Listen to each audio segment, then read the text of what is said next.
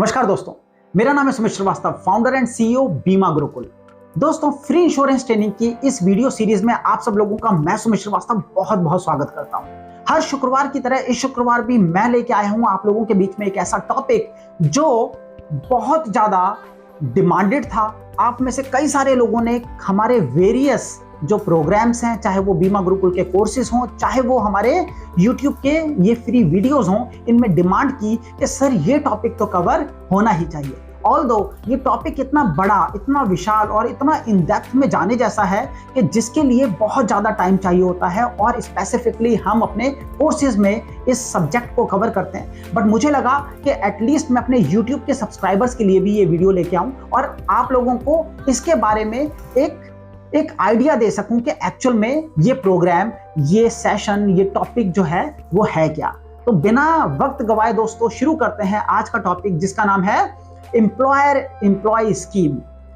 आज हम इसे डिटेल में समझेंगे क्योंकि इस देश में एम्प्लॉयर एम्प्लॉय स्कीम को पूरी तरीके से समझा ही नहीं गया तो आगे समझाया ही नहीं गया और उसका इंपैक्ट ये आ रहा है कि इंश्योरेंस एजेंट तक ये प्रोग्राम पहुंचा ही नहीं है। हमारा दुर्भाग्य है कि बहुत सारी मैनेजमेंट के लोग, बहुत सारे मैनेजर्स, कई सारी जगहों पे हमने नोटिस किया है कि people are not even aware of this product. इस प्रोडक्ट की मजबूती के बारे में लोगों को कॉन्फिडेंस नहीं है क्योंकि नॉलेज नहीं है। आज इस वीडियो में मैं अगले 10 मिनट में कोशिश करूंगा कि आप लोगों को कुछ ब्रीफिंग दे सकूं, कुछ आइडिया दे सकूं कि एक्चुअल में ये प्रोडक्ट, ये स्कीम है क्या। तो जैसा कि नाम से ही समझ में आता है, एम्प्लॉयर एम्प्लॉय स्कीम, तो यानी कि हम किसी स्कीम के बारे में बात करने जा रहे हैं। एक एक करके क्वेश्चंस लेने की कोशिश करते हैं कि क्या क्या क्वेश्चंस हमारे दिमाग में आ सकते हैं और उनके जवाब मैं साथ साथ देता हूं। तो सबसे पहला सवाल जो हमारे दिमाग में आ सकता है वो ये आ सकता है कि what is employer employ scheme, कि एक्चुअल में एम्प्लॉयर एम्प्लॉय स्कीम है क्या। तो समझिए, एम्प्लॉयर एम्प्लॉय स्कीम बेसिकली एक एग्रीमेंट, एक अरेंजमेंट है किस चीज के लिए, जो कि कर रहा है एम्प्लॉयर एम्प्लॉय के लिए। एक एम्प्लॉयर एम्प्लॉय के लिए इंश्योरेंस खरीद रहा है और जो इंश्योरेंस वो खरीद रहा है वो इंश्योरेंस कोई प्रोडक्ट नहीं है, वो सिर्फ एक अरेंजमेंट है, एक कॉन्ट्रैक्ट है, एक तरीका है, एक सिस्टम है, एक स्कीम है। इस वजह से हम इसे प्रोडक्ट नहीं कहते। तो कई सारे लोग कंफ्यूज होते हैं कि एम्प्लॉयर एम्प्लॉय में कोई प्रोडक्ट होता होगा। नहीं, एम्प्लॉयर एम्प्लॉय में कोई प्रोडक्ट नहीं है। एम्प्लॉयर एम्प्लॉय स्कीम है, एक अरेंजमेंट है जो किया गया है, इंश्योरेंस कंपनी ने किया है, एम्प्लॉयर के साथ मिलकर किया है। किस लिए किया है? एम्प्लॉय को इंश्योरेंस देने के लिए किया है। तो सबसे पहले क्लियर हुआ कि what is employer employ scheme, ये स्कीम है। दूसरा सवाल लेने की कोशिश करते हैं कि व्हाई, इसकी जरूरत क्यों है। तो जरूरत क्यों है दोस्तों, तो इसको थोड़ा डिटेल में समझना, क्योंकि जब आप प्रोस्पेक्टिंग करने के लिए जाओगे, अभी मैं आपको प्रोस्पेक्टिंग करने के भी तरीके इस वीडियो में बताऊंगा। तो जब आप प्रोस्पेक्टिंग करने के लिए जाओगे या लोगों से मिलोगे या एम्प्लॉयर से मिलोगे, कंपनी के ऑनर से मिलोगे, तो आपको उन्हें बताना पड़ेगा कि why employer employ scheme.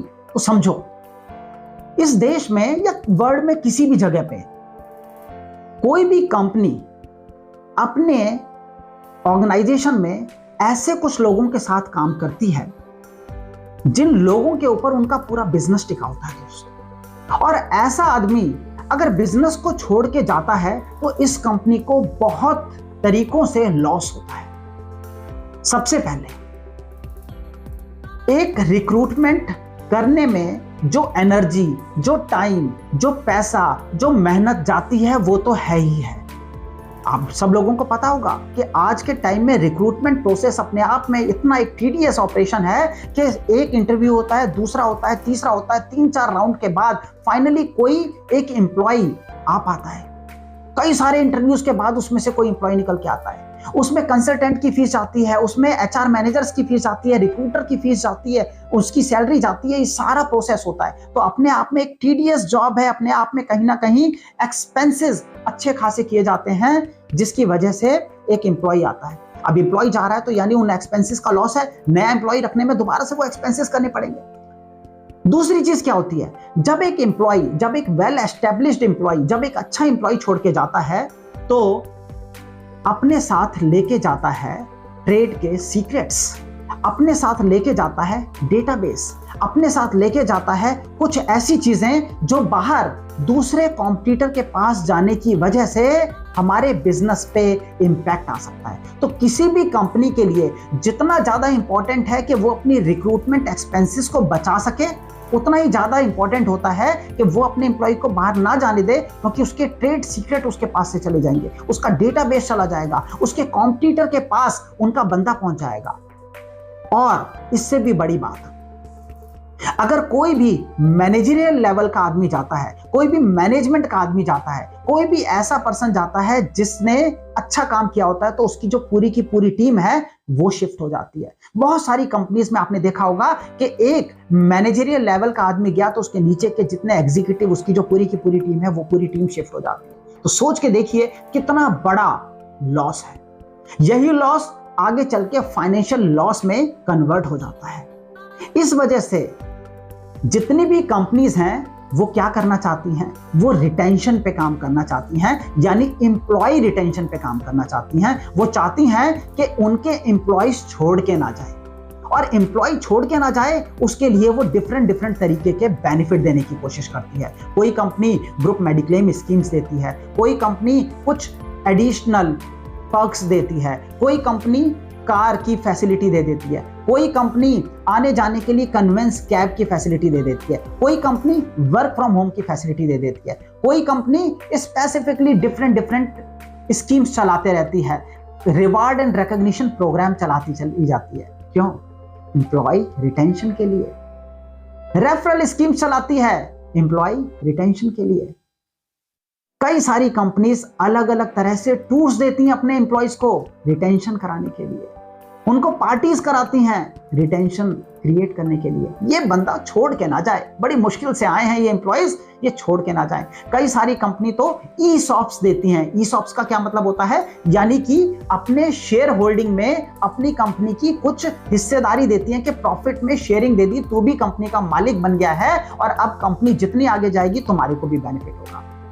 Companies ESOPs देती हैं एम्प्लॉय रिटेंशन के लिए। ऐसा ही एक रिटेंशन टूल है दोस्तों, क्या? Employer employ scheme. इंश्योरेंस की हेल्प से जब हम ऐसा कुछ करने की कोशिश करते हैं, ऐसा कुछ अरेंजमेंट करने की कोशिश करते हैं कि हमारा जो एम्प्लॉय है वो रुक जाए, रिटेन कर जाए, उसका रिटेंशन खड़ा हो जाए, वो छोड़ के ना जाए, तो दोस्तों वो कहलाता है क्या? वो कहलाता है एम्प्लॉयर एम्प्लॉय स्कीम। अब जब हमने ये समझा कि वाई, तो वाई में एक और चीज क्लियर करते हैं।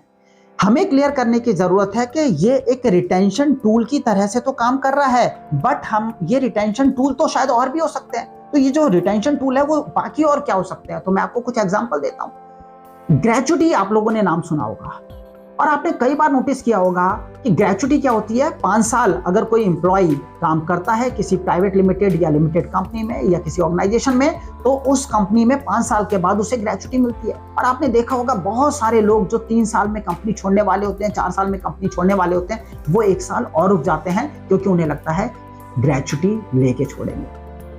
आपने कई बार नोटिस किया होगा पूरे साल आदमी काम करता है क्योंकि साल में उसको एक वेरिएबल बोनस मिलना होता है। ये वेरिएबल बोनस उसको पूरे साल रोक के रखता है। अगर उसने इस महीने छोड़ना है तो ये कॉमन प्रैक्टिस है मार्केट की कि 2 महीने बाद वो छोड़ेगा। क्यों? क्योंकि उसको लगता है एक बार बोनस आ जाए, बोनस के बाद में छोड़े। जब सोचो एक बोनस, ग्रेच्युटी या इस तरीके की कुछ फैसिलिटीज एम्प्लॉय को रिटेन करने में कामयाब हो सकती हैं, तो कुछ ऐसा जो उसकी फैमिली के लिए भी अच्छा हो, जो कंपनी के लिए भी अच्छा हो, कंपनी और एम्प्लॉय के लिए विन विन सिचुएशन क्रिएट हो जाए। अगर ऐसा कुछ क्रिएट करने में अपन कामयाब रहें तो किसी को क्या नुकसान हो सकता है? And that is why employer employ scheme. Now अगला क्वेश्चन जो आता है दोस्तों, वो आता है who can take employer employ scheme? कौन ले सकता है? तो जैसा कि नाम से ही समझ में आता है, एम्प्लॉयर एम्प्लॉय, ध्यान से समझना, तो जहां पे भी एम्प्लॉयर एम्प्लॉय रिलेशनशिप एस्टेब्लिश हो जाता है वहां पे ये दिया जा सकता है। तो यानी कि एक प्रोप्राइटरशिप कंपनी, एक पार्टनरशिप फर्म, एक public limited company, private limited company, कोई एनजीओ, कोई ऑर्गेनाइजेशन, कोई भी संस्था जहां पे एम्प्लॉयज हों, एम्प्लॉयज हुए तो एम्प्लॉयर अपने आप हो गया। तो यानी कि एम्प्लॉयर एम्प्लॉय रिलेशनशिप एस्टेब्लिश होता हो, वहां पे ये स्कीम दी जा सकती है, ये अरेंजमेंट किया जा सकता है। तो बहुत सिंपल है, इसको कोई जार्गन से मैं बताने की कोशिश नहीं करूंगा। आई विल ट्राई कि इस देश के जितने भी LIC एजेंट हैं, जितने भी लाइफ इंश्योरेंस कंसल्टेंट्स हैं, उन तक बहुत आसान भाषा में ये पूरा का पूरा सिस्टम, ये स्कीम पहुंच सके, ये अरेंजमेंट पहुंच सके। तो इसमें क्या है, एम्प्लॉयर एम्प्लॉय रिलेशनशिप एस्टेब्लिश होना चाहिए। एक एग्जाम्पल से कुछ समझाने की कोशिश करता हूं। कई सारी NGOs होती हैं जिसमें ट्रस्टीज होते हैं, जिसमें वॉलेंटियर्स होते हैं। ये लोग या फिर फाउंडर भी, ये लोग संस्था के एम्प्लॉय नहीं है, तो ये ले सकते हैं क्या? नहीं ले सकते। क्यों? क्योंकि एम्प्लॉयर एम्प्लॉय रिलेशनशिप एस्टेब्लिश नहीं हुआ। अच्छा, कई सारी कंपनीज होंगी जहां पे कंपनी एक लीगल एंटिटी है, उसी कंपनी में एक पर्सन ने अपने बच्चे को, अपनी बहू को, अपनी वाइफ को डायरेक्टर करके रखा हुआ है। और डायरेक्टर क्या होता है? एम्प्लॉय होता है। अब उसकी टेक्निकलिटीज में नहीं जा पाएंगे, क्योंकि डायरेक्टर में भी 192 सेक्शन में भी सैलरी मिलती है, 194J में भी मिलती है। That is a different topic, क्योंकि वो बहुत इन डेप्थ में जाना हो जाएगा, तो अभी उसके ऊपर बात नहीं कर रहे। मोटा मोटी समझो कि डायरेक्टर है, बट डायरेक्टर एक एम्प्लॉय है कंपनी का, तो उसे दी जा सकती है क्या? बिल्कुल दी जा सकती है। भले ही मालिक है, मालिक का बेटा है, बट क्योंकि डायरेक्टर है और सैलरी मिल रही है, सैलरी के हेड में उसको मिल रही है सैलरी, तो कहीं ना कहीं उसे ये दिया जा सकता है। एम्प्लॉयर एम्प्लॉय रिलेशनशिप एस्टेब्लिश हो गया। यहां पे एक मुद्दे की बात मैं जो आप लोगों को बताना चाहूंगा, मैं कई बार आप लोगों को ये कहता हूं कि बीमा गुरुकुल इंश्योरेंस एक्सपर्ट कोर्स जो 26 हफ्ते वाला प्रोग्राम है, वो आपको लाइफ में जरूर करना चाहिए। अब समझो, देखो, उस प्रोग्राम का एक सबसे पहला जो टॉपिक चलता है वो चलता है प्रिंसिपल ऑफ इंश्योरेंस, और उसमें हम डिटेल में प्रैक्टिकल एस्पेक्ट समझाते हैं। उसी में से एक एस्पेक्ट आता है इंश्योरेबल इंटरेस्ट। इंश्योरेबल इंटरेस्ट के बिना इंश्योरेंस पॉलिसी नहीं बेची जा सकती। तो एक एम्प्लॉयर का एम्प्लॉय में इंश्योरेबल इंटरेस्ट होता है। That is why employer employ scheme can be granted to employer and employ. समझ में आया? बहुत इंपॉर्टेंट है। जिन लोगों ने इंश्योरेंस एक्सपर्ट कोर्स किया 26 हफ्ते वाला, वो सारे लोग समझे ध्यान से, वो रिलेट कर पा रहे होंगे बहुत इजीली। इंश्योरेबल इंटरेस्ट यहाँ पे क्रिएट हो गया, तो इस वजह से ये प्रोविजन किया जा सकता है। और कौन ले सकता है, अब आपको क्लैरिटी मिल गई। बात कर लेते हैं अगले सवाल की, जिसमें सवाल आता है कि इसमें टैक्स किस तरीके से, इसकी इंप्लीकेशंस कैसे आती हैं। तो टैक्स इंप्लीकेशंस बहुत सिंपल है। कंपनी क्यों लेना चाहती है इस प्रोडक्ट को? कंपनी इसलिए लेना चाहती है दोस्तों, क्योंकि कंपनी को सेक्शन 37(1) में इनकम टैक्स एक्ट में छूट मिलती है, क्योंकि ये पूरा का पूरा एज एन एक्सपेंस बुक हो जाता है। तो कंपनी जितना भी प्रीमियम पे कर रही है, company on behalf of employ, उसके लिए जो उसने प्रोडक्ट लिया है, जो उसने पॉलिसी ली है, प्लान लिया है, स्कीम ली है, अरेंजमेंट किया है एम्प्लॉयर एम्प्लॉय स्कीम के तहत, उसमें जितना भी एक्सपेंस करेगी वो एक्सपेंस में काउंट हो जाएगा, तो उसके ऊपर टैक्स नहीं देना पड़ेगा, सीधा सीधा टैक्स बेनिफिट हो गया। और एम्प्लॉय के लिए जब उसको मिलेगा, अभी मैं असाइनमेंट के बारे में बताता हूं, असाइनमेंट के बाद जब पैसा मिलेगा तो उसकी टैक्स इंप्लीकेशंस अलग होंगी। अब टैक्स इंप्लीकेशंस को समझने के बाद कई बार छोटे छोटे कोई कॉमन क्वेश्चंस आते हैं पार्टिसिपेंट्स की तरफ से, हमारे स्टूडेंट्स की तरफ से, लोगों की तरफ से, एजेंट्स की तरफ से। कई लोगों को कंफ्यूजन होती है कि फिर सर इसमें प्लान कौन सा दिया जा सकता है, कोई स्पेसिफिक प्लान है जो एम्प्लॉयर एम्प्लॉय स्कीम में दिया जाता है? तो जवाब है नहीं, क्योंकि ये एक स्कीम है, क्योंकि एक अरेंजमेंट है, तो इसमें सारे प्लान्स दिए जा सकते हैं, बशर्ते कि कुछ दो जो एक्सेप्शंस हैं उनको आप नोट कर लें। तो दो एक्सेप्शंस क्या हैं? चिल्ड्रन प्लान, जो चाइल्ड प्लान होते हैं, वो इसके तहत नहीं दिए जा सकते, और दूसरा पेंशन प्लान इसके तहत नहीं दिए जा सकते। You need to be very careful, क्योंकि जो चीजें मैं बता रहा हूं वो बहुत इंपॉर्टेंट हैं, और आपको इन चीजों के नोट्स बनाने चाहिए। इस वीडियो को 10 बार देखिए, नोट्स बनाइए, ये वीडियो पूरी तरीके से अपने अंदर बसने दीजिए, क्योंकि ये आपको बहुत बड़े एरिया में, अभी जब मैं आपको प्रोस्पेक्टिंग बताऊंगा इसी वीडियो में, तो बहुत बड़े एरिया में एंट्री देगा। ठीक है, तो आपने क्या किया, कौन से प्लान्स में नोट किया कि चाइल्ड प्लान नहीं दिया जा सकता, पेंशन प्लान नहीं दिया जा सकता, बाकी प्लान दिए जा सकते हैं। अब सवाल आता है कि जी अगर प्लान सारे दिए जा सकते हैं तो क्या इसमें कोई मोड की भी लिमिटेशन है, कि कोई स्पेसिफिक मोड दिया जा सकता है? तो जो नॉर्मल जितनी भी पॉलिसीज होती हैं उनमें जैसे monthly, quarterly, half yearly, yearly mode available होते हैं, वो सारे के सारे मोड इसमें अवेलेबल हैं। इसमें कोई ऐसा रूल नहीं है कि आपको इसी मोड के तहत पॉलिसी लेनी है। ठीक है, अब सवाल आता है कि इसमें कितने तरह की स्कीम होती है। तो ध्यान से समझना, प्लान मैंने आपको बता दिया, कोई भी प्लान दिया जा सकता है, बट हम बात कर रहे हैं क्योंकि ये एम्प्लॉयर एम्प्लॉय स्कीम है, तो ये जो स्कीम है कितने प्रकार की होती है, कितने तरह की हो सकती है। तो 2 तरह की हो सकती है। पहले तरह की हो सकती है जिसमें कंपनी का जो मालिक एम्प्लॉयर जो है, जो कंपनी है, वो प्रपोजर बनती है और लाइफ एश्योर्ड एम्प्लॉय होता है, पहले तरह की स्कीम है। और दूसरे तरह की जो स्कीम, दूसरे तरह का जो अरेंजमेंट है, दूसरे तरह का जो टाइप है, उसमें क्या होता है, उसमें एम्प्लॉयर रोल में नहीं आता, पिक्चर में नहीं आता, पैसा वो दे रहा होता है, बट जो प्रपोजर है वो भी एम्प्लॉय होता है और लाइफ एश्योर्ड भी एम्प्लॉय होता है। तो ये दोनों तरह से किया जा सकता है। ये एम्प्लॉयर एम्प्लॉय की पर्सनल अंडरस्टैंडिंग के ऊपर या कंपनी की गाइडलाइंस के ऊपर डिपेंड करता है। ठीक है, यहां तक क्लियर हुआ। अब इसके बाद आगे चलते हैं।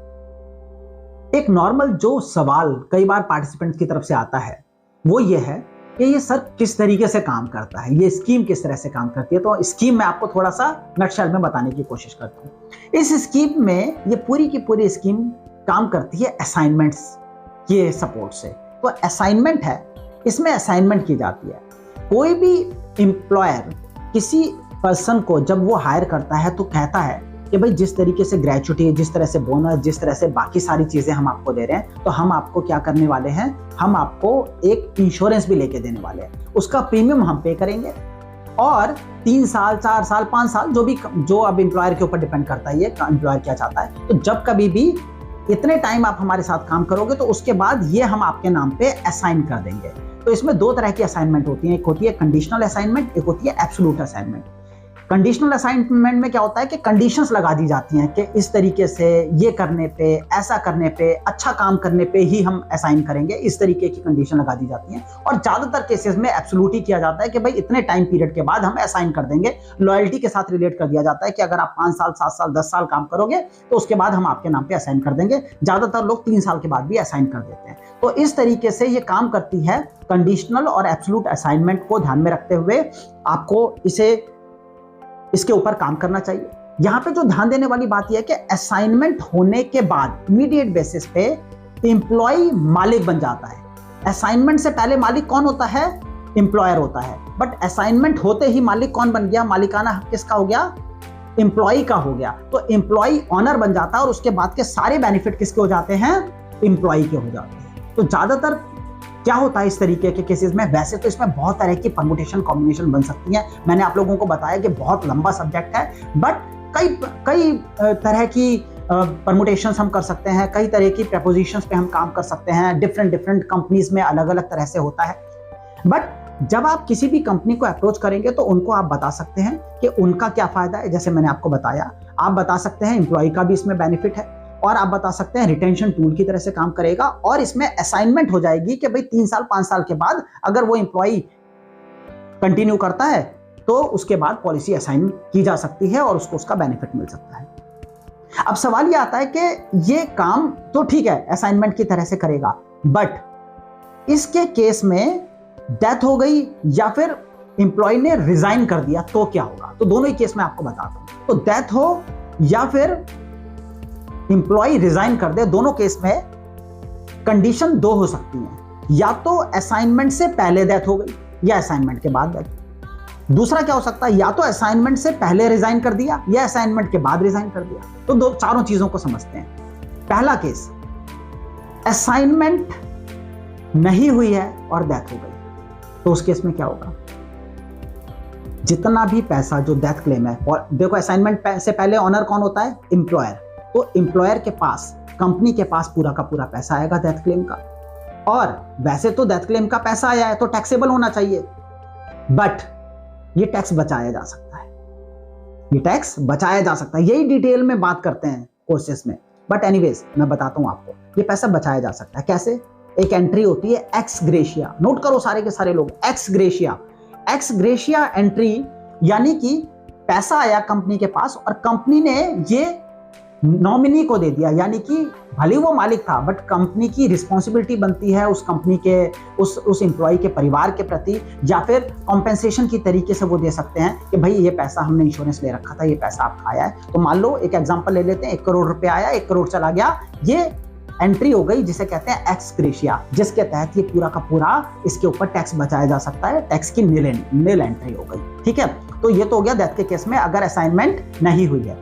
असाइनमेंट हो गई है तो असाइनमेंट के बाद मालिक कौन बन जाता है? सीधी सी बात है, एम्प्लॉय बन जाता है। तो एम्प्लॉय अगर मालिक बन गया तो क्या होगा? बहुत आसान है। उस केस में जो नॉर्मल पॉलिसी में होता है, लीगल हायर को या फिर नॉमिनी को वो पैसा मिल जाएगा, फिर तो कोई रोल ही नहीं है और वो पूरा पैसा टैक्स फ्री होगा, बात खत्म। तो दोनों केस हमने डिस्कस किए। अब बात कर लेते हैं रेजिग्नेशन की। तो हो सकता है रिजाइन कर दे एम्प्लॉय, 5 साल का टाइम था, 5 साल से पहले रिजाइन कर दिया। 5 साल से पहले रिजाइन कर दिया तो मालिक कौन है? एम्प्लॉयर है। एम्प्लॉयर मालिक है तो क्या करेगा? उसके नाम पे उसका रिस्क कवरेज क्यों चालू रखेगा? तो पॉलिसी को सरेंडर कराएगा, सरेंडर करा के अपने पास पैसा जो भी सरेंडर वैल्यू मिलेगी रख लेगा, बात खत्म हो जाएगी। और अगर असाइनमेंट के बाद, तो असाइनमेंट के बाद अगर रिजाइन करता है तो कहीं पे भी जाए, पॉलिसी का मालिक वो है, पॉलिसी को चलाना चाहता है चलाए, नहीं चलाना चाहता नहीं चलाए, चलाएगा तो उसका फायदा, नहीं चलाएगा तो उसका लॉस, उसको असाइन की जा चुकी है। तो मैंने सारी जो पीएनसी जो है वो आपके साथ डिस्कस कर लिया, यानी परमुटेशन कॉम्बिनेशन आपके साथ डिस्कस कर लिया। अब मैं आपको बताने जा रहा हूं कि प्रोस्पेक्टिंग इसकी कैसे की जाती है। आपको नटशेल में समझ में आ गया? ठीक है, 340 नंबर फॉर्म भरा जाता है, प्रपोजर अगर बन जाता है मालिक तो, और अगर नहीं, अगर खुद पर्सन कर रहा है तो फिर नॉर्मल 300 नंबर फॉर्म भी हो जाता है। तो इस तरीके से पूरा का पूरा काम करता है। मैं आपको बताना चाहता हूं एक इंपॉर्टेंट चीज कि इसकी प्रोस्पेक्टिंग कैसे की जाती है। तो एम्प्लॉयर एम्प्लॉय स्कीम में प्रोस्पेक्टिंग करने का सिंपल तरीका है, आपको जितने भी आपके कस्टमर्स हैं वो किसी ना किसी कंपनी में काम कर रहे हैं, तो सबसे पहले उनकी लिस्ट बनाओ। ये एक्सरसाइज हम अपने बीमा गुरुकुल के कोर्सेज में कराते हैं अपने जितने भी पार्टिसिपेंट्स हैं उनको, कि हम कहते हैं जी आप अपने सारे के सारे जितने भी क्लाइंट हैं वो किसी ना किसी कंपनी में काम कर रहे हैं, उनकी कंपनीज के पास पहुंचो, उनके कंपनी के मालिकों के पास पहुंचो। प्रोस्पेक्टिंग आइडिया नंबर 1, पहला, उन एम्प्लॉयर से आपको मिलना है, आपको बेनिफिट मिलेगा ही मिलेगा। उनके बेनिफिट और एम्प्लॉय के बेनिफिट और कंपनी का बेनिफिट, एजेंट का बेनिफिट, ये सब जब आप बताओगे तो डेफिनेटली आपको वहां से बिजनेस मिलेगा। दूसरी चीज, बिजनेसमैन क्लाइंट होंगे आपके जो खुद एम्प्लॉयर हैं, उनको टैप करो। तीसरी चीज, लिंक्डइन पे आपको बहुत सारी कंपनीज के डायरेक्टर, फाउंडर, सीईओ, सीएमओस मिल जाएंगे, उनको टारगेट करो, वहां से बहुत बिजनेस आ सकता है। इंडस्ट्रियल डायरेक्टरी आपको मिल सकती है, टारगेट करो, बहुत बिजनेस आ सकता है। BNI, business networking India, BNI जैसी ऑर्गेनाइजेशन कोई भी ज्वाइन कर लो जहां बिजनेस ऑनर्स हो। जहां बिजनेस ऑनर है वहां पहुंच जाओ। फिक्की में, कहीं पे भी, कोई भी ऑडिटोरियम में, कहीं पे कोई प्रोग्राम हो रहा है, ट्रेड फेयर लग रहा है, सारे के सारे ऑनर्स आ रखे हैं, सारे के सारे मैन्युफैक्चरर्स आ रखे हैं, ये सारे लोग हैं जिन्होंने एम्प्लॉयज रखे हुए हैं। ऐसे लोगों को टारगेट करो। तो हमेशा याद करो, जहां बिजनेस कन्वेंशन हो रही हो वहां पे पहुंच जाओ। ये सारे के सारे लोग आपके लिए कोर टारगेट हैं एम्प्लॉयर एम्प्लॉय स्कीम।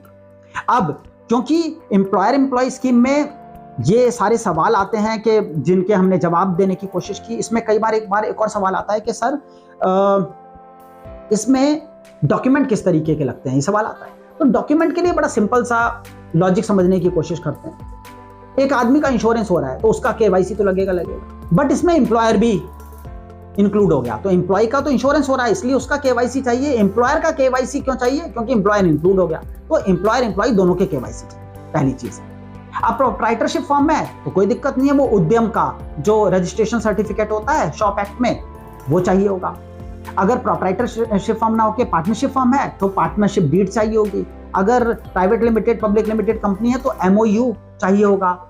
और जो कंपनी है, कंपनी का मालिक है, उनकी तरफ से एक एडेंडम चाहिए होगा कि वो अप्रूवल देंगे कि हम इसमें पार्टिसिपेट करना चाहते हैं।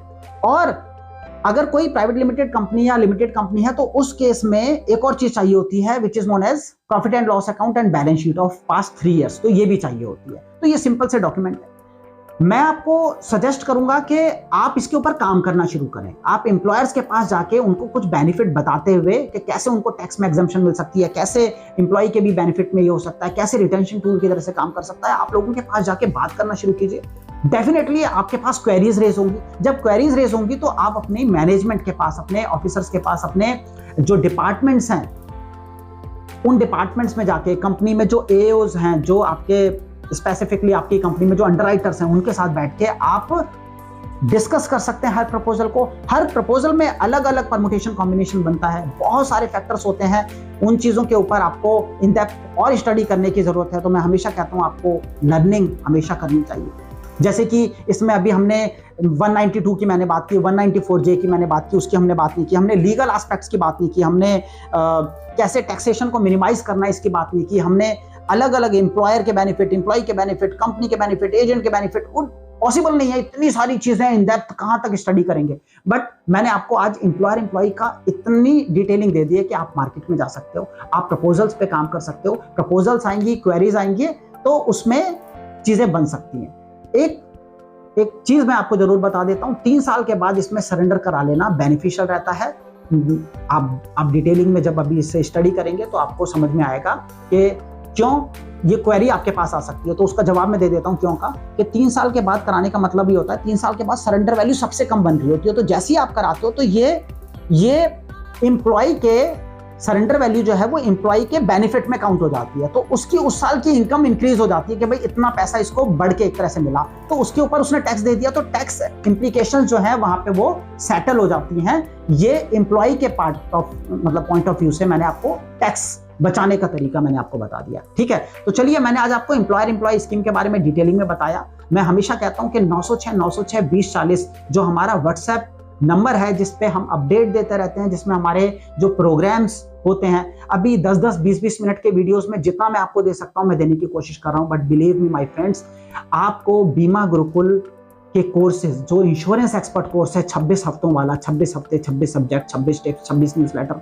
आपको जरूर करना चाहिए। जिंदगी में एक बार, एक बहुत नॉमिनल कॉस्ट पे वो होता है, अभी जुलाई से स्टार्ट होगा, 6 महीने में एक बार आता है। हम हर महीने नए कोर्सेज नहीं लेके आते, हम 6 महीने में काम करते हैं एक एजेंट के ऊपर, 6 महीने तक उसको रिगरस एजुकेशन देते हैं, 26 सब्जेक्ट सिखाते हैं 26 हफ्तों में। तो वो 26 इन डेप्थ स्टडी होती है। जरूर जब भी अभी आएगा, लॉन्च होगा, तो आप जरूर उसे ज्वाइन करें। आपको ट्रेनिंग लेनी चाहिए, आपकी जिंदगी में बहुत बड़ा परिवर्तन उस ट्रेनिंग से आ सकता है। तो उस ट्रेनिंग की इन्फॉर्मेशन आपको मिलते रहे, उसके लिए 906-906-2040 के ऊपर व्हाट्सएप कर दीजिए अपना नाम और उस नंबर को सेव कर लीजिए। ब्रॉडकास्टिंग लिस्ट के थ्रू हम रेगुलर बेस पे इन्फॉर्मेशन भेजते रहते हैं। तो चलिए, अगले शुक्रवार को फिर से मुलाकात होगी एक नए वीडियो, नए टॉपिक के साथ। तब तक के लिए thank you so much, God bless you, thanks a lot, bye bye.